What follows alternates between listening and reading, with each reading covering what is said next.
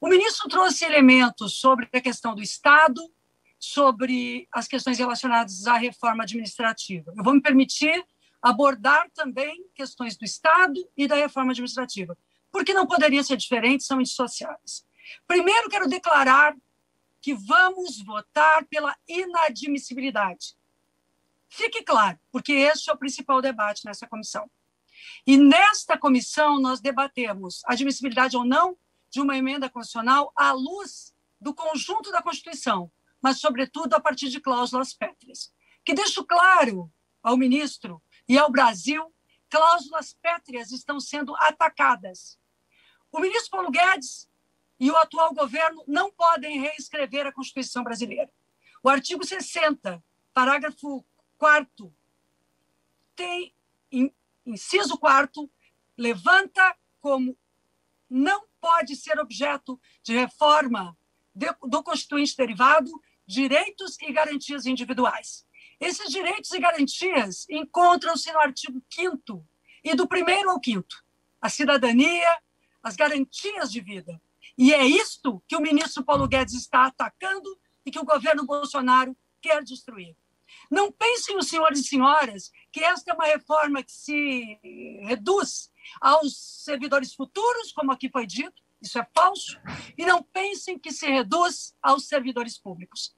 Ao atacar os servidores públicos, o ministro Paulo Guedes, que anunciou em uma reunião ministerial que colocaria uma granada no bolso dos servidores, ataca o serviço público. Ataca o serviço público. Quem é o servidor público brasileiro? O servidor público brasileiro é o militar de alta patente, que está protegido por este governo, que é onde gasta os recursos. Eu concordo com o colega que me antecedeu. Abram tudo sobre funcionalismo e veremos que os militares têm recebido recursos e reajustes acima da inflação. Pois muito bem, mas os demais servidores estão com salários congelados, já passaram por várias reformas da Previdência e estão escorchados, massacrados. Ora, o servidor público brasileiro não é um juiz, não é um integrante do Ministério Público, estes também o são, mas é um professor, uma professora, é uma enfermeira fazendo seleção numa unidade de saúde para pessoas atingidas do Covid. São pessoas que estão arriscando sua vida e que o que estão recebendo por parte deste governo que não comprou vacinas, o que estão recebendo? Estão recebendo agora uma reforma administrativa para serem jogadas sem direitos para fora do serviço público. Então, o primeiro mito é que diz respeito ao futuro. Não. Se dissesse respeito ao futuro, ainda assim seria condenável, porque o Brasil precisa de serviços públicos. Mas diz respeito aos atuais servidores, porque o atual ministro da Economia e o atual presidente querem superpoderes para, e isso está escrito na emenda constitucional, para destruir órgãos públicos, para privatizar, para colocar um conceito de Estado que não é o que foi aprovado na Constituição de 88. Vossas senhorias não podem reformar uma Constituição. Aliás, nem nós podemos, porque não somos constituintes originários, não podemos destruir cláusulas pétreas, como, por exemplo, o direito de cada cidadão e cidadã ao SUS.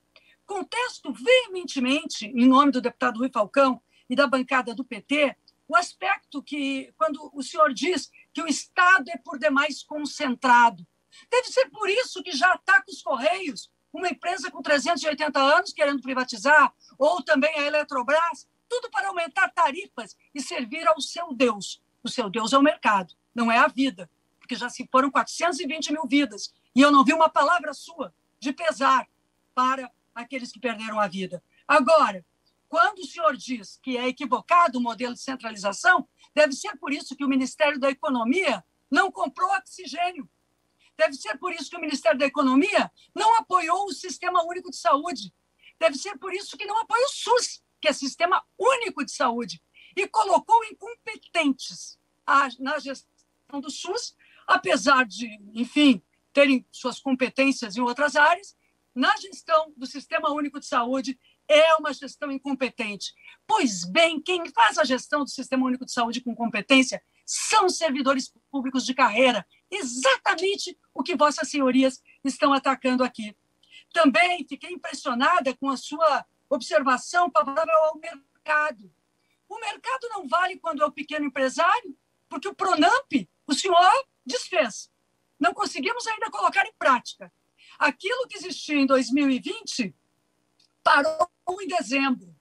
O governo Bolsonaro não teve a capacidade, eu diria até a moralidade pública, de manter um estado de emergência com o aumento do número de mortes. Ou seja, sem o estado de emergência, nós paramos de ter auxílio emergencial de R$600 e paramos de ter apoio às pequenas empresas. Isso tudo é parte do serviço público. Não dá, num país como o Brasil, para separar serviço público de desenvolvimento, porque democracia, diferente do que o senhor disse, democracia é comida no prato, vacina no braço e direitos da população. É servidor público valorizado. Eu achei estranho o senhor comparar com Noruega e Suécia. A Noruega tem 34% de servidores públicos, a Suécia 28%, e eles andam de metrô. Eu acho bacana. O servidor público do Brasil, às vezes, não tem dinheiro para uma passagem de ônibus. O servidor público do Brasil não é aquele que ganha 36 mil e que está no extrateto. Aproveito para lhe perguntar, o senhor é favorável e o seu governo vai votar favoravelmente a dar fim a este extrateto? Porque isso eu quero votar. Isso nós queremos votar, é o relatório do deputado Rubens Bueno. Agora, na Noruega, que tem 34% de servidores, na Suécia, 28%, no Brasil, 12%. Na Noruega e na Suécia, os salários dos servidores pagam uma vida com dignidade. No Brasil, um professor, uma enfermeira, não ganha, muitas vezes, R$2.000, ministro. Não ganha R$2.000. Não tem como pagar a conta de luz porque as tarifas explodiram, porque o gás que o senhor, o seu governo colocou, já ultrapassa R$100 e pesa muito na conta de uma família. Então, aqui, quando nós estamos debatendo a inconstitucionalidade dessa matéria, nós estamos vendo que o Brasil não pode ter um Estado mínimo para os pobres e máximo para os ricos, como o senhor, como a classe que o senhor representa. O Brasil precisa ter um Estado altivo e de porte para atender às necessidades da população. O senhor pode me contestar, mas isso nós já vivemos no Brasil. Uma democracia com base na Constituição foi construída entre 88 e 2016, antes do golpe, e com essa democracia, nos períodos do presidente Lula e da presidenta Dilma, nós conseguimos atender milhões de pessoas.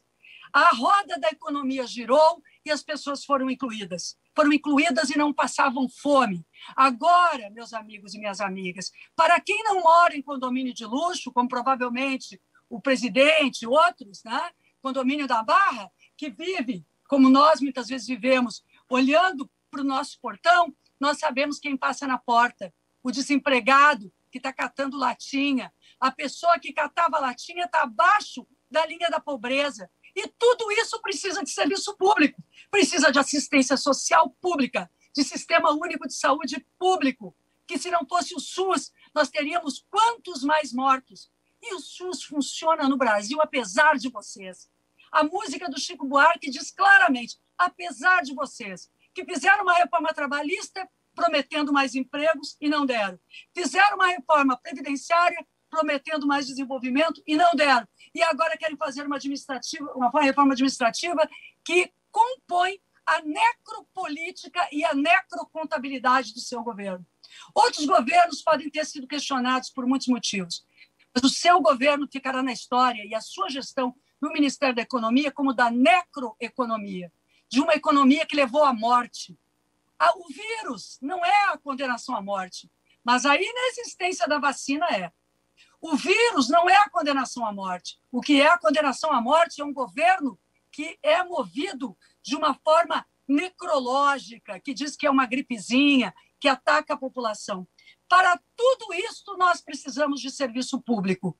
E esperamos derrotar essa reforma administrativa, não apenas pelo servidor e pela servidora, mas pelos direitos que estão no artigo 5º para o povo brasileiro.